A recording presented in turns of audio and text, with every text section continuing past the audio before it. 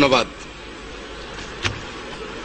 আমার এই বাজেট বক্তৃতায় প্রথমে আমি যে কথাটুকু বলতে চাই, গত 42 বছরে আমরা রাজনীতিবিদরা এদেশের মানুষকে কিন্তু আমরা বারবার স্বপ্ন দেখিয়েছি। বিচারের মানদণ্ডে আমি হয়তো একরকম বলবো, আরেকজন আরেক রকম বলবেন, কিন্তু জনগণ কিন্তু হতাশ হয়েছেন। গতকালকে নোয়াখালী গিয়েছিলাম, সেখানে একটা বড় জনসভা ছিল, হাজার হাজার মানুষের সাথে আমার দেখা হয়েছে। প্রত্যেকটি মানুষ একটি কথা বলতেছিলেন, আমাদের স্পিকার মহোদয় মনে হয় আমাদের স্বপ্ন পূরণ করতে পারবেন। আমি জানি না আপনি পারবেন কিনা, কিন্তু আমি ফর ইউ রেডি রেফারেন্স আমি বলতে চাই, গত কংগ্রেস জোট সরকারের সময় সিপিএম থেকে নির্বাচিত সংসদ সদস্য সোমনাথ জি, উনি কিন্তু লোকসভার স্পিকার ছিলেন। সিপিএম যখন কংগ্রেস থেকে সমর্থন প্রত্যাহার করলেন, ওনাকে বললেন রিজাইন করার জন্য। উনি বলেছেন, আমি পবিত্র বাইবেল ধরে শপথ, পবিত্র গীতা ধরে শপথ করেছিলাম সংবিধান সমুন্নত রাখবো, আমি পদত্যাগ করেছিলাম, অতএব আমি স্পিকার থেকে পদত্যাগ করব না। আজকে কিন্তু সেই ইতিহাস, সিপিএম ওনাকে এখন বলছে, উনি বলছে আমি মেম্বার থাকা প্রয়োজনে সমর্থন করব, কিন্তু আমি ফিরে যাব না। আমি আশা করি আপনি অন্তত এরকম একটি ভূমিকা আজকে দেশের কান্তি লগ্নে আপনি রাখতে পারবেন। মাননীয় স্পিকার, মাননীয় স্পিকার, আজকের যে বাজেট 2,22,000 কোটি টাকার বাজেট, আমি ব্যক্তিগতভাবে দলগতভাবে না, আমি মনে করি এটা খুব বড় একটা বাজেট না। এই দেশের প্রেক্ষাপটে 5,00,000 কোটি টাকার বাজেট হওয়া উচিত, কিন্তু আমাদের সম্পদ তো নেই। সমস্যা হলো ওই জায়গায়, ওই যে স্বপ্নভঙ্গ বাজেট করে বঙ্গবন্ধু করেছেন 500 কোটি টাকার বাজেট, সিনিয়র সদস্যরা ছিলেন, সেদিনও স্বপ্নভঙ্গ হয়েছে। উনি শুধু বলতে পেরেছেন আমাকে সোনার মানুষ দাও, আমি সোনার বাংলা গড়ে দেব। উনি কি জন্য বলেছেন? বলেছেন সেদিনের সে বাজেটকে ঠিকভাবে পরিচালিত করতে পারেন নাই। উনি বলেছেন ওই দুর্নীতিবাজদের কথা, ওর চোর বাটপাটদের কথা, উনি বলছেন ডানে চোর বামে চোর। আজকের দিনও মানুষ কিন্তু সেই কথা ঠিকই ভাবে। এই জন্য বলে নির্বাচনী বাজেট, এই জন্য বলে এই বাজেট সেই বাজেট। আমি যেটা বলতে চাই, সেদিন একটা আইন পাশ হলো, সন্ত্রাস দমন আইন। মাননীয় মন্ত্রী, সংশ্লিষ্ট মন্ত্রী কি বলেছেন? আইনের উদ্দেশ্য এবং প্রকৃতি বলেছেন আন্তর্জাতিক সনদ অনুযায়ী এটা খুবই প্রয়োজন, আমরা মনে করি প্রয়োজন। কিন্তু বিশ্বাস করেন মাননীয় স্পিকার, আপনি নোট করেন, প্রথম সন্ত্রাস দমন আইনে যে মামলা হবে, সেই মামলা হবে বিএনপি এবং 18 দলীয় জোটের বিরুদ্ধে। আমি আপনাকে বলতে চাই, এখানে আমাদের আপত্তি, এখানেই বাংলাদেশের জনগণের আপত্তি। আজকের যে বাজেট, আমাদের দেশের মানুষ জিডিপি বুঝে না, আমাদের দেশের মানুষ পার ক্যাপিটা ইনকাম বোঝে না, গ্রামের সাধারণ মানুষ বোঝে বাজেট হয়েছে, বাজেটের পরে ভিজিবল দৃশ্যমান কি চায়? দৃশ্যমান চায় আমার নিত্য প্রয়োজনীয় জিনিস, আমার অন্ন বস্ত্র বাসস্থানের যে ব্যাপার, সেটা আরো সুরাহা হলো কিনা, জিনিসের আমাদের সমমানের মধ্যে, সমমূল্যের মধ্যে সহনীয় পর্যায়ে আছে কিনা, সেখানে কিন্তু সেই জিনিস আমরা রাখতে পারি না। কেন পারি না? যেহেতু আমরা দুর্নীতিতে সম্পৃক্ত হয়ে যাই। আমরা যখনই, শুধু আমরা নয়, আপনি দেখেন স্থানীয় সরকারের প্রথম বলে যে আমাকে ভোট দেন, জনসভার সুযোগ করে দেন। যেদিনে জনপ্রতিনিধি হলো, পরদিন বলে আমার টিআর দরকার, আমার কাবিকা দরকার। আমরা যেদিন এমপি হই, ততদিনে আমাদের প্রয়োজনে যে ভিআইপি দরকার হয়, আমাদের টেলিভিশন সার্কিটের দরকার হয়, আমাদের টিএনটির দরকার হয়, আমাদের গাড়ি বাড়ি কত কিছুর প্রয়োজন হয়। তাহলে জনগণ বিশ্বাস করবে কেন আমাদের? এই সরকারও যে বাজেট করেছেন, সেখানে কিন্তু স্বপ্নভঙ্গ হবে মাননীয় স্পিকার। সেখানে আমাদের বক্তব্য। মাননীয় স্পিকার, আপনি দেখেন অটল বিহারী বাজপেয়ীজির সময়ে ভারতে কিন্তু জিডিপি হয়েছিল ডবল ডিজিট, কিন্তু গুজরাটে মাননীয় স্পিকার, গুজরাটের সাধারণ একটি পরিবারের সে তার 10 বছরের একটি বাচ্চা কূপ থেকে পানি আনতে গিয়ে কূপের মধ্যে পড়ে মারা গেছে, সকলে জানেন আপনারা। কিন্তু মানুষ যদি দৃশ্যমান, গ্রামের মানুষ, গরিব মানুষ উন্নয়ন পায়নি, ডাবল ডিজিটকে মানুষ একনলেজ করেনি, অটল বিহারী বাজপেয়ী সরকারকে ফেলে দিয়েছেন। আমি বিশ্বাস করি যত বড় কথাই বলেন, 2,22,000 হোক আর 3,00,000 কোটি হোক, জনগণ কিন্তু আপনাদেরকে আগামীবার আর ভোট দেবে না, এটাই সংসদ। আমি বলতে চাই মাননীয় স্পিকার, আমরা যা বলি সেটা আমরা করি না, আমাদের নির্বাচন ইশতেহার যা থাকে সেটা আমরা করি না। আমরা জনগণ ভোট দেয় আমাদের 5 বছরের জন্য, নির্বাচন ইশতেহার অনুযায়ী আমরা কাজ করব। আমরা চেষ্টা করি গুম, হত্যা, সন্ত্রাস, লুটতরাজের মাধ্যমে বিরোধী দলকে কিভাবে দমন করে আগামী 5 বছরের ক্ষমতা যাওয়ার ব্যবস্থাটা আমি করব। আমি শুধু আপনাদের কথা বলছি না বন্ধুরা, আমি আমাদের কথাও বলছি। কারণ জনগণ বুঝবে কোনটা আমার কথা, কোনটা আপনাদের কথা। জনগণ সেদিন রায় দিয়েছে। দেখেন, আপনারা বলছেন আপনারা এখন কোথায় যাবেন, কোন জায়গায় পালাবেন, কি অবস্থা হবে আপনাদের। মাত্র কয়দিন আগে দেখছেন জনগণ রায় দিয়ে দিয়েছে। আমাদের এক এক সিটি কর্পোরেশন 10,000, 15,000 আমাদের ছাত্র দল, যুব দলের আসামি। কিন্তু এরপরে তো ভোট করেছেন। দেখা যাবে আল্লাহ ফয়সালার মালিক, আল্লাহ সেটাই দেখাবে। মত প্রকাশের অধিকার, যুদ্ধ করেছিলাম কি জন্য? 30 লক্ষ শহীদের রক্তের বিনিময়ে স্বাধীনতা। এখানে অনেক মুক্তিযোদ্ধারা আছেন যারা যুদ্ধ করেছেন, আমরা ওনাদেরকে সম্মান করি, আমরা হয়তো পরবর্তী প্রজন্ম। কিন্তু সে যুদ্ধে কি জন্য? মত প্রকাশের জন্য, আমাদের স্বাধীনতার জন্য, ভাতের জন্য, ভোটের অধিকারের জন্য। মাহমুদুর রহমান সাহেব ইসলামী জাগরণের কথা বললেন। মাহমুদুর রহমান সাহেব ইসলামী যে চেতনার কথা বললেন, ভুলে গেলে চলবে না। আজ থেকে মাত্র কয়েকশো বছর আগে ফ্রান্স পর্যন্ত মুসলিম জাগরণ ছিল। আজকে এই ইসলামকে, এই মুসলমানদেরকে এই চর্চা না থাকাতে, সাহিত্যের চর্চা, সংস্কৃতির চর্চা না থাকাতে অন্য সংস্কৃতি ঢুকে গিয়েছে। তার বিরুদ্ধে উনি এই কথাটুকু বলেছেন। আমাদের পার্লামেন্ট সদস্য সালাউদ্দিন কাদের চৌধুরী সাহেব দ্বিজাতি তত্ত্বের কথা বলেছেন, আমাদের স্বাধীনতার কথা বলেছেন, ইসলামী জাতীয়তাবাদের কথা বলেছেন।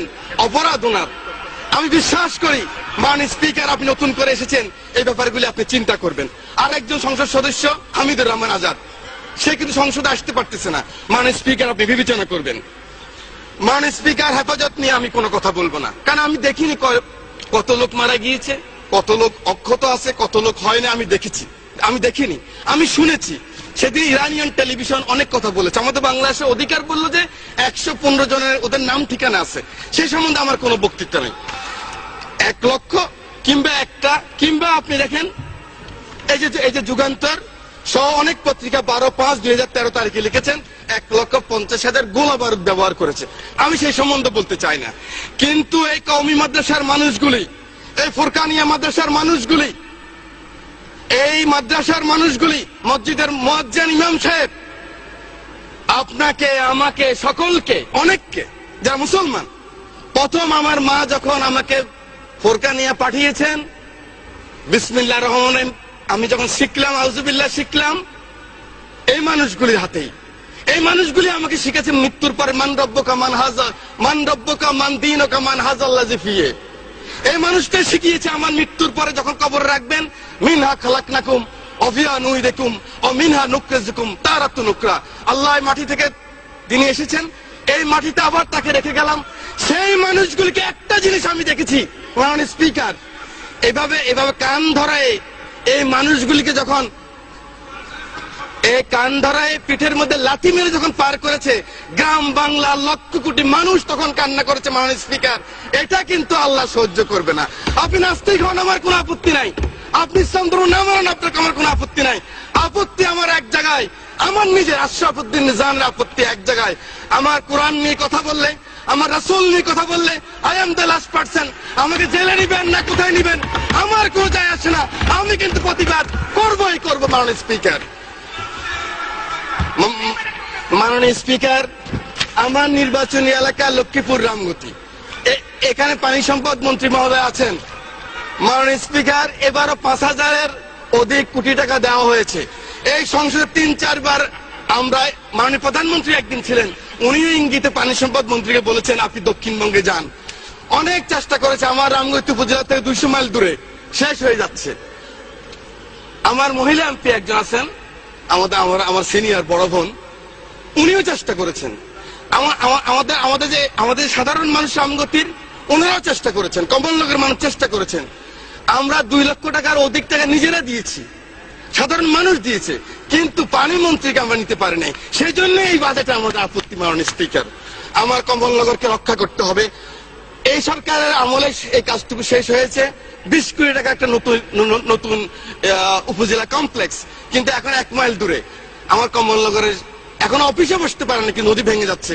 পানি সম্পদ মন্ত্রীকে আমরা নিতে পারি নাই, এখানে আমার আপত্তি। আমি বিশ্বাস করি এখানে আওয়ামী লীগের সিনিয়র নেতারা আছেন, এই ব্যাপারটা আপনারা দেখবেন, কারণ ওখানে কেউ একজন সেক্রেটারিও নেই। আমি কাকে বলবো? আমার কথা নোট করবে কে? এই জিনিসটা এখন না, প্রশ্ন উত্তর পর্বে একজন সেক্রেটারি সাহেব থাকে না, এটা তো ওয়ারেন্ট অফ দ্য প্রেসিডেন্ট। মাননীয় স্পিকার, এর ব্যাপারে আপনি রুলিং প্রকাশ করেন। মাননীয় স্পিকার, আমি শুধু এই যে কেয়ারটেকার সরকার, আমি এই সম্বন্ধে বলতে চাই না। আমি বলি, আপনি ভোট, সুন্দর ভোট হওয়ার জন্য, ফেয়ার ইলেকশন হওয়ার জন্য সমঝোতার সরকার করেন, কেয়ারটেকার সরকার করেন, যেটা করেন মানুষের বিশ্বাসযোগ্য সরকার করেন। কিন্তু মানুষ যেন এটা বিশ্বাস না করে, আর মানুষ মনে করে ভোট দিলে কি হবে, একদিনের ভোট, একদিনের গণতন্ত্র। আপনারা এখন খেলতেছেন আওয়ামী লীগ ওনার ট্রেজারি ব্যাংকে, কিছুদিন পরে আমরা খুলবো। আমাদের প্রতি মানুষের কোনো বিশ্বাস নাই, সেই জন্য এটাও করেন।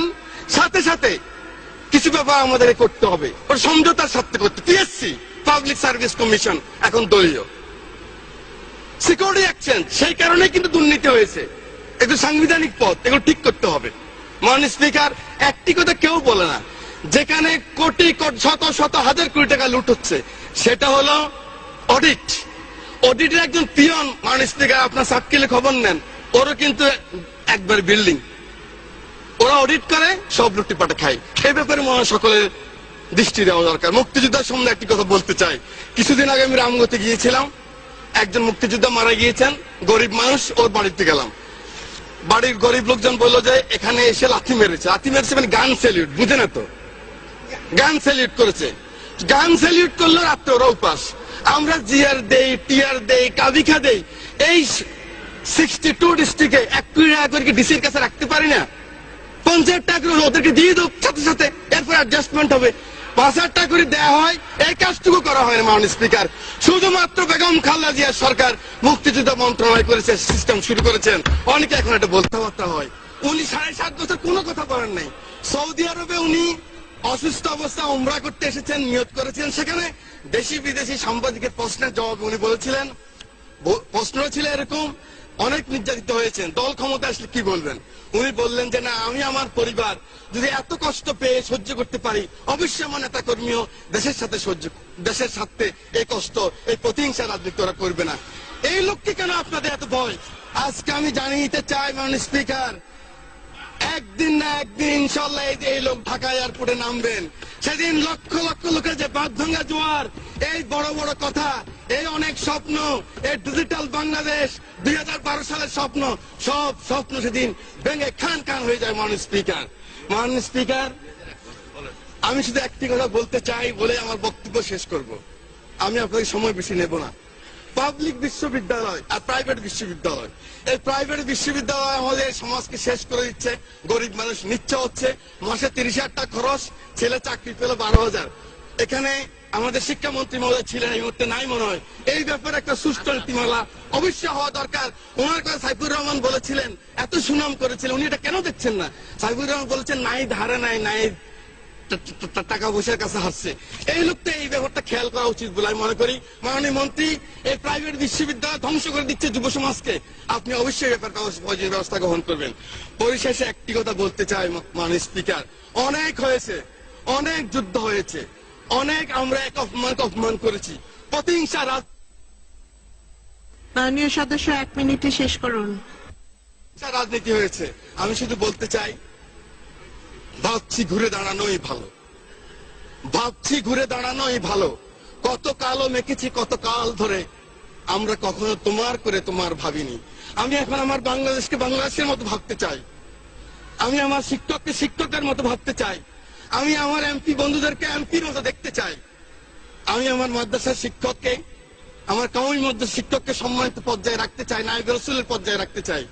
সেই জন্য আসুন ঐক্যবদ্ধভাবে সমঝোতার মধ্যে সুন্দরভাবে দল নিরপেক্ষ সরকারের মাধ্যমে আমরা একটি নির্বাচন করে সাথে সাথে জনগণের সাথে পিএসসি, সিকিউরিটি এক্সচেঞ্জ এবং সাংবিধানিক যে বডি, এগুলো শক্তিশালী করে একটি নতুন বাংলাদেশ গড়ি, সুন্দর বাংলাদেশ গড়ি।